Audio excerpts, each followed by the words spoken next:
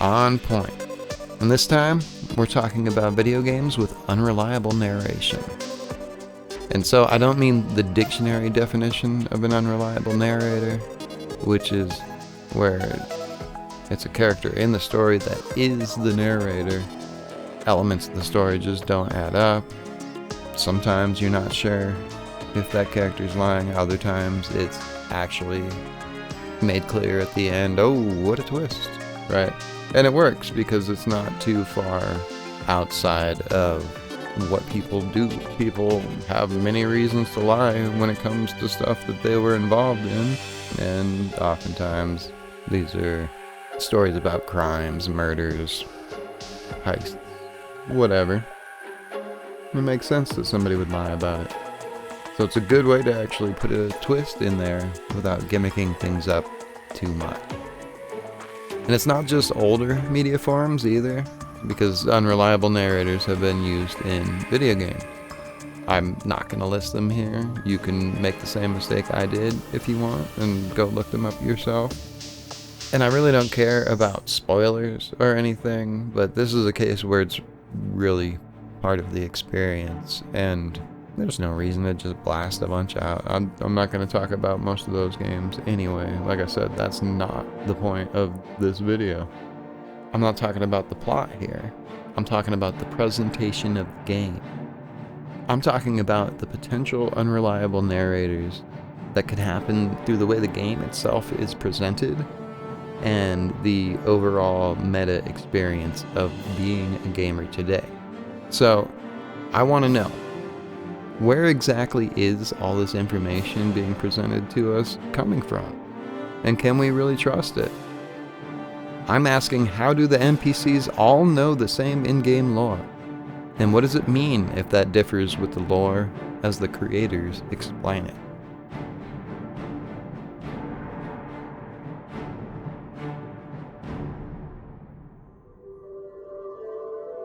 There's so much information in our video games. NPC names, their hit points, and other stats. You get color-coded indicators that tell you, are they hostile, neutral, friendly, etc. All sorts of stuff. And some games go further in depth with that. You get temperature, weather, wind speed, all sorts of other information displayed for reference on the screen. And also you can get a lot of background on the world just by talking to the NPCs, reading the in-game documents, and you can usually just accept that all to be true. There are either no dissenting voices, everyone's saying the same thing, or if there are people who do disagree, it's made a plot point, a reason for some factional divide, civil war, whatever the heck it might be.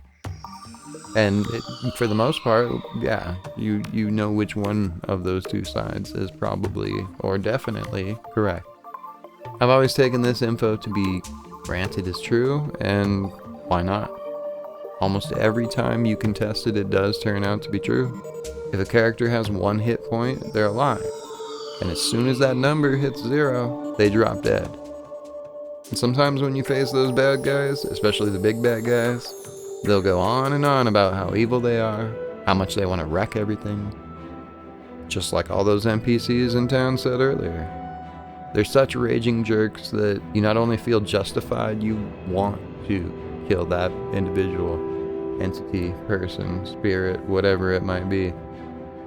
This is the kind of information you get from the game's creators. They want you to have it. You need that info to play the game. That's what drives the experience. And you accept it because why not? Why would they lie to you? And if it's the direct word of the creator of that universe, then it must be true, right? Or at least as close to true as fiction can get, of course. It seems to me that there are actually many examples where we can doubt the details in the on-screen displays, and really shouldn't trust the lore as it is presented, no matter how many NPCs tell us this is history.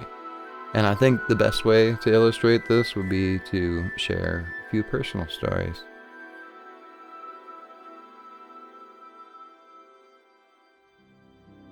So on the topic of potential discrepancies in the on-screen displays, I can't help but think of an experience I had playing Skyrim, which, after I started thinking about it too much, kind of began to haunt me. As I approached an NPC, which was clearly labeled as a bandit, she began speaking to me in an attempt to get me to go away.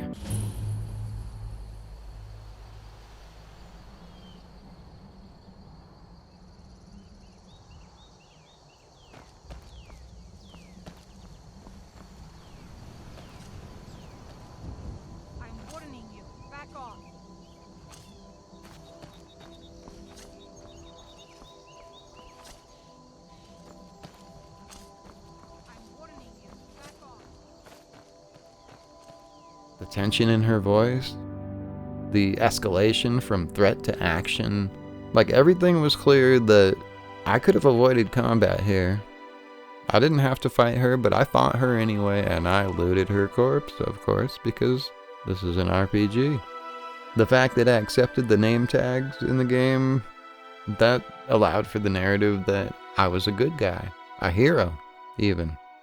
That bandit was just waiting for an easier target. That's why she didn't want to fight me, right? If I had left her alone, she wouldn't have been so peaceful with the next merchant coming by, and she'd have robbed them. That makes sense. So I did a good deed. I'd slain the baddie.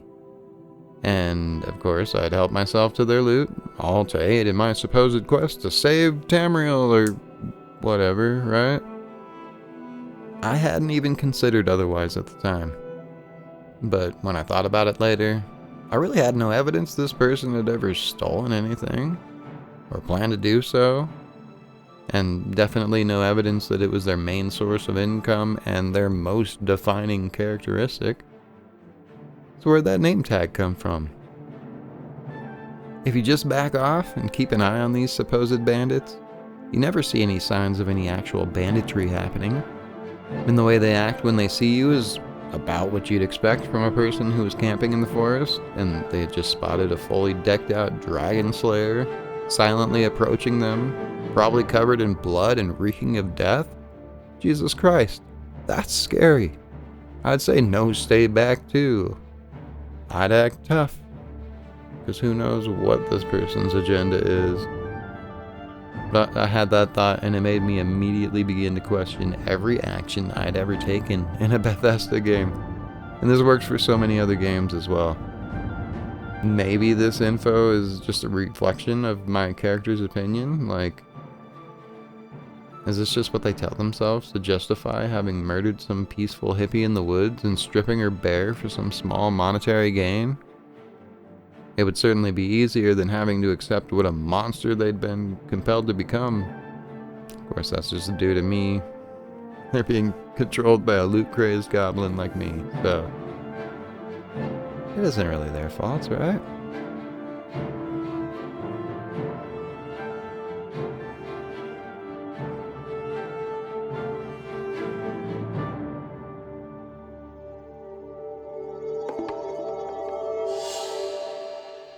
Terraria is probably my favorite example of the in-game lore not being at all first appeared to be to me.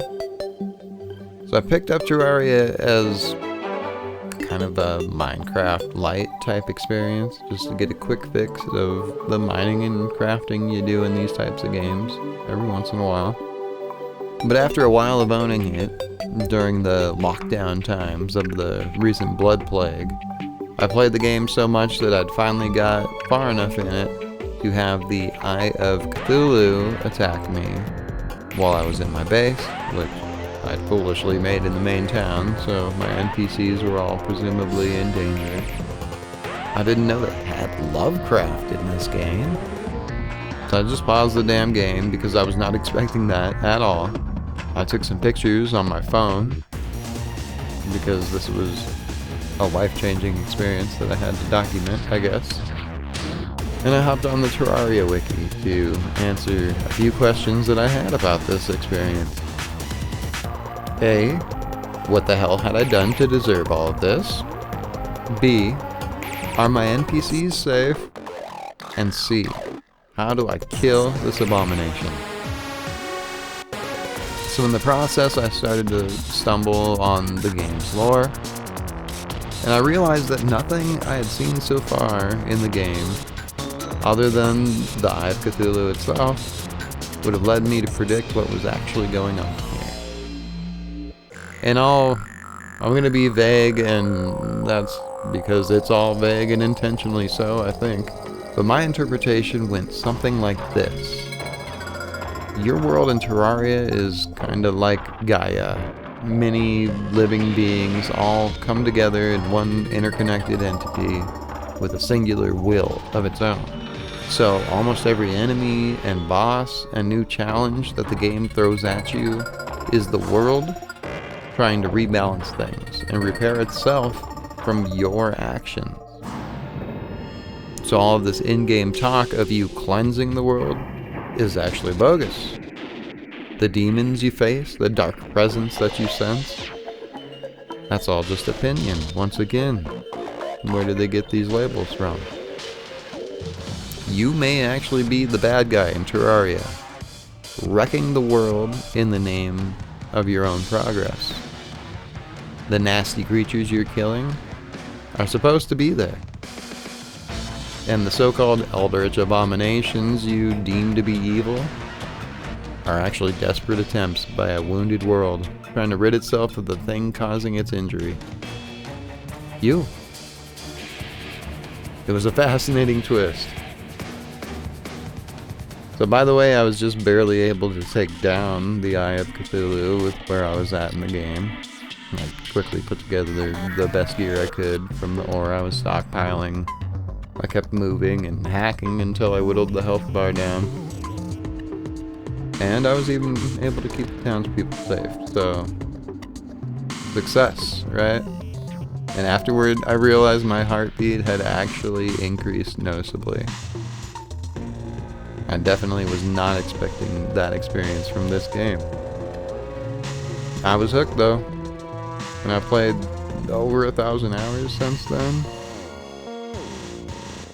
I haven't looked at my playtime in a while.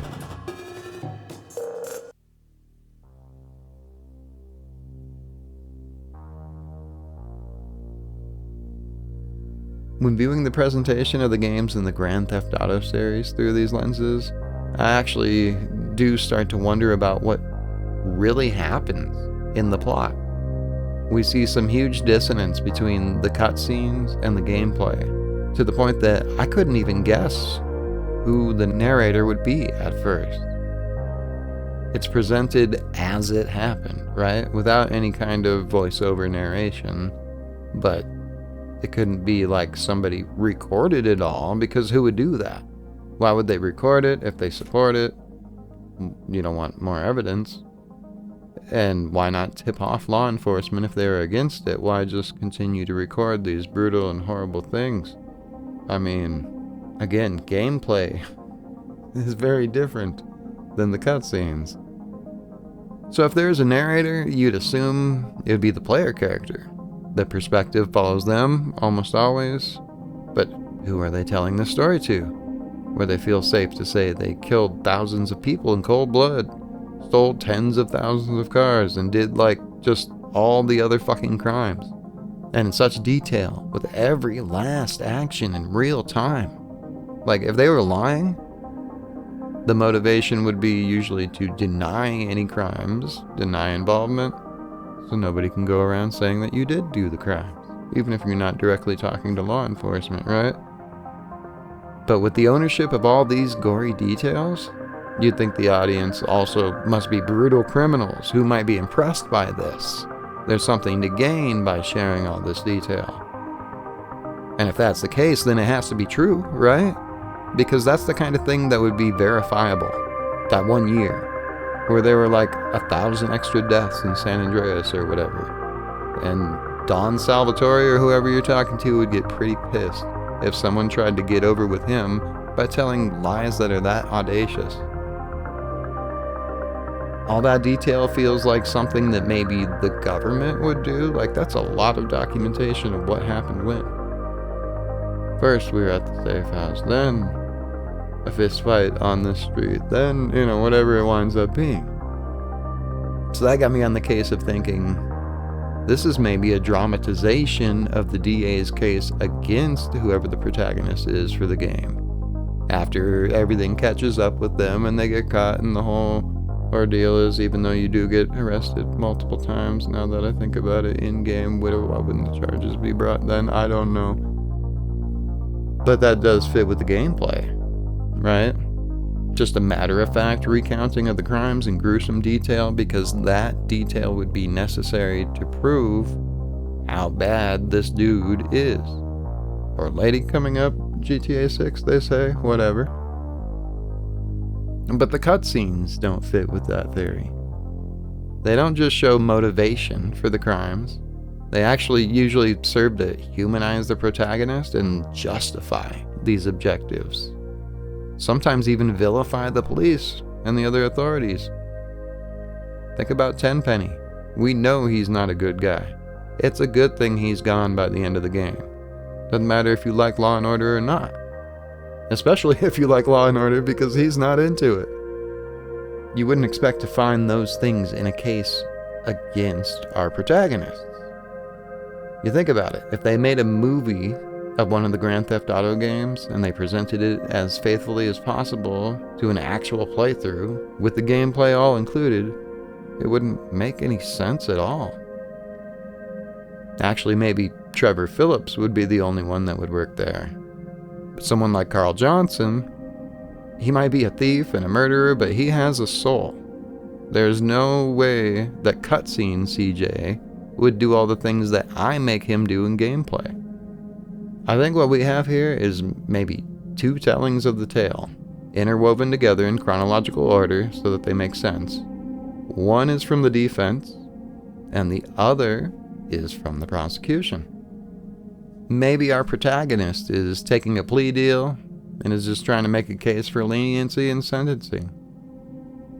Your Honor, I just came back to bury my moms, but we got drug dealers everywhere and crooked cops blackmailing me for stuff I didn't do. I had no choice but to clean up these streets myself.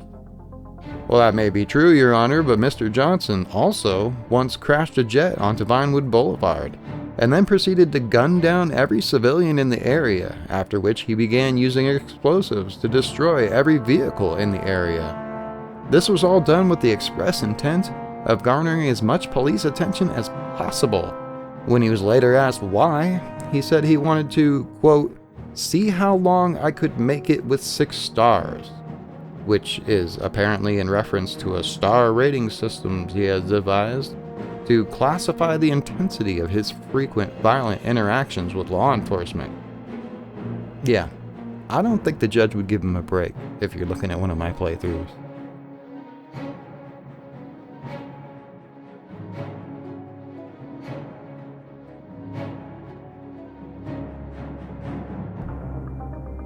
So these are just a few examples I came up with offhand when I was thinking about some of my favorite games, but I suspect there is potential to doubt the details in almost any game when you look at them this way.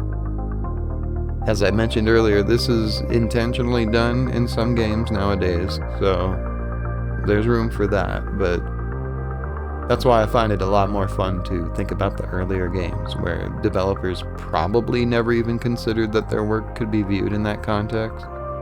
For a lot of them, it was just simple entertainment that was meant to be taken at face value. Fantasy that didn't have to make sense. But I think that with those, just like with today's games, you never really know until you begin to think critically about what's in front of you. So anyway, I appreciate anyone who stuck around with me until the end here. Don't do a corny outro now. I just get ready to stop the recording and I say the magic words. Alright then.